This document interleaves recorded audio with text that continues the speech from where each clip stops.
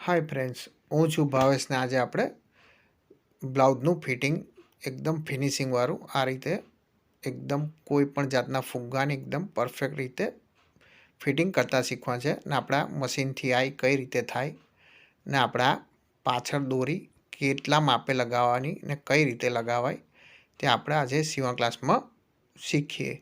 Bhavesh ladies tailor तमे YouTube पर search करशो तमारा सीवण क्लासना जे पण विडियो जोईता हशे आपणी चेनल उपर अवेलेबल छे। हवे आपणे फिटिंग कई रीते थाय ते शीखीए। एनुं पहेला माप जोई लईए।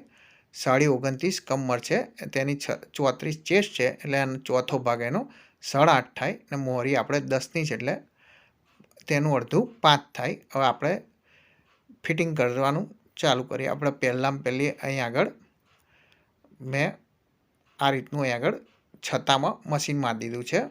છતી સાઈડમાં મારવાનું છે। આ રીતે ઊંધું રાખીને નથી મારવાનું કેમ કે આપણે કવર કરવાનું છે। અહીં આગળ જે દોરા નીકળે આ રીતના તે કવર કરીએ એટલે દોરા નીકળે નહીં એટલા માટે હવે આપણે અહીંથી આ રીતે ઊંધું કરી દેવાનું અને અહીં આગળ આપણે ચાંપનું મશીન મારી દેવાનું છે એટલે તમારે આગળના દોરા ત્યાંથી નીકળવાના બંધ થઈ જશે અને ફિનિશિંગમાં બહુ સરસ દેખાશે તમારે।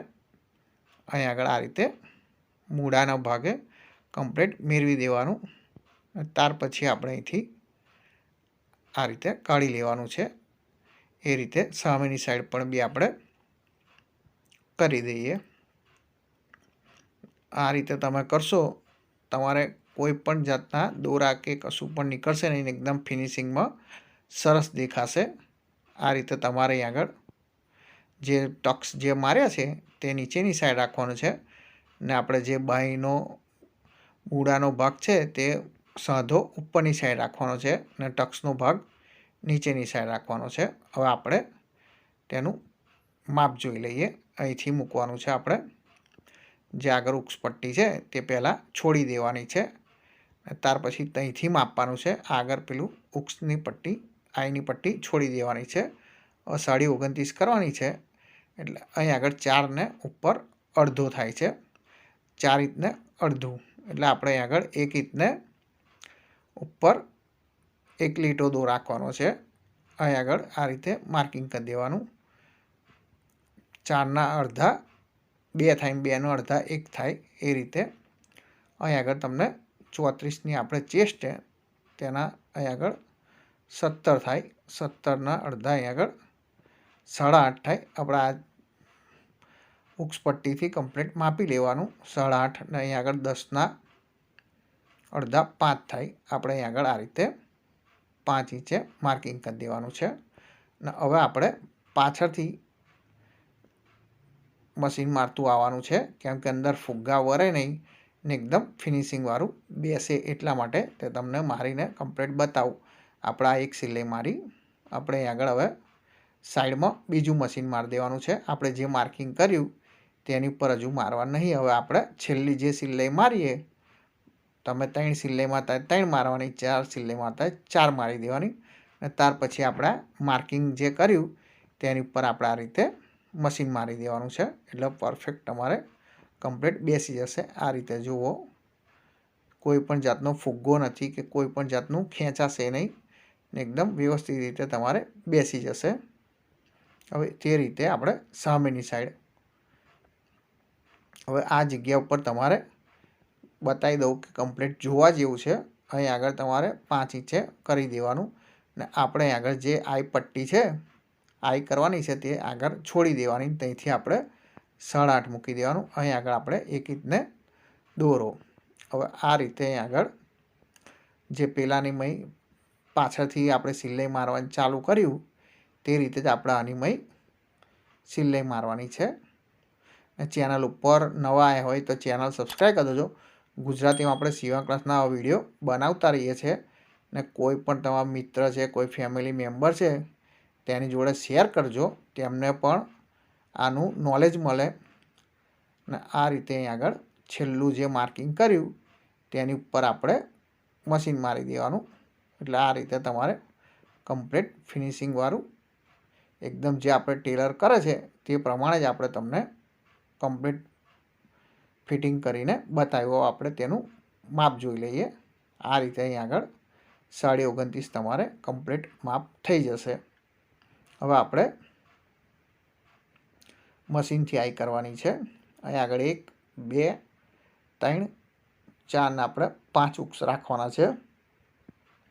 તે પહેલાં આપણે માર્કિંગ કરી દેવાનું અને ત્યાર પછી આપણે અહીંથી પહેલાં સીધું મારવાનું, પછી અહીંથી આ રીતે ક્રોસ કરવાનું, અહીંથી આ રીતે પહેલાં અહીં આગળ વી પાડવાનો, નાનો વી.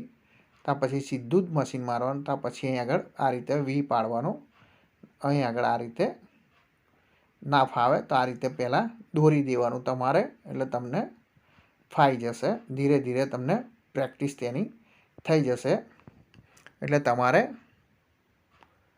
આ રીતે જુઓ, અહીં આગળ વી પાડી દેવાનું, અહીંથી પછી સીધું લઈ લેવાનું, પછી અહીંથી આ રીતે આગું પાછું કરીને ક્રોસમાં મશીન મારવાનું.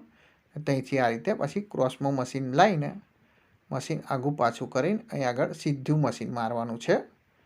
અહીં આગળ આ રીતે તમારે આપણે જે માર્કિંગ કર્યું હોય તેની ઉપર આપણે આ રીતે મશીન મારતું રહેવાનું છે. આપણે જે આગળનું ખૂણો આવે ત્યાં આગળ આગું પાછું મશીન કરવાનું રાખવાનું છે, એટલે ત્યાંથી સિલાઈ તૂટી ના જાય એટલા માટે અહીં આગળ આપણે આ રીતે બહાર કાઢી લેવાનું. આગળ આપણે પરફેક્ટ રીતે મશીનની આઈ થઈ ગઈ. આ રીતે તમારે કમ્પ્લીટ આઈ થઈ જશે. આ રીતે તમારે આગળ વી પાડવાના છે મશીન વતે. જુઓ આ રીતે અહીં આગળ આ જે ખાનું પડ્યું તેની મેં ઉક્સ આરામથી તમારે અંદર જતો રહેશે.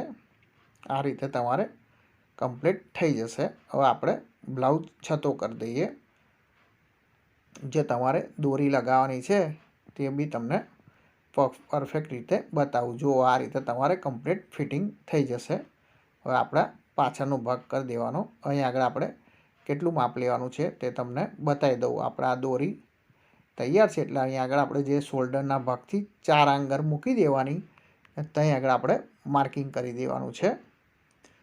અહીં આગળ આપણે દોરી મૂક્યા પછી તેની ઉપર આ રીતે 3 થી 4 વાર આગું પાછું મશીન કરી દેવાનું છે, એટલે ઝીગઝેગ કહેવાય. એટલે એ તમારે કમ્પ્લીટ ફિટ થઈ જાય તે રીતે. હવે અહીં આગળ સામેની સાઈડ શોલ્ડરના ભાગે સાંધો હોય ત્યાંથી આ રીતે 4 આંગર મૂકી દેવાનું. ત્યાર પછી આપણે અહીં આગળ આ રીતે મશીન આપણે આગું પાછું કરી દેવાનું છે, એટલે તેને કમ્પ્લીટ દોરી ફિટ થઈ જાય તે રીતે.